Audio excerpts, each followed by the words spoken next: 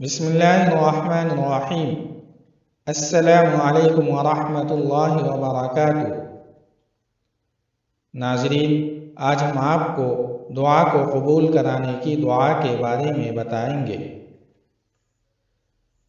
نبی کریم صلی اللہ علیہ وسلم کا ارشاد ہے، جو شخص صبح یا شام یہ دعا پڑھے گا تو وہ جو کچھ اللہ سے مانگے گا اللہ تعالیٰ اسے عطا فرمائیں گے۔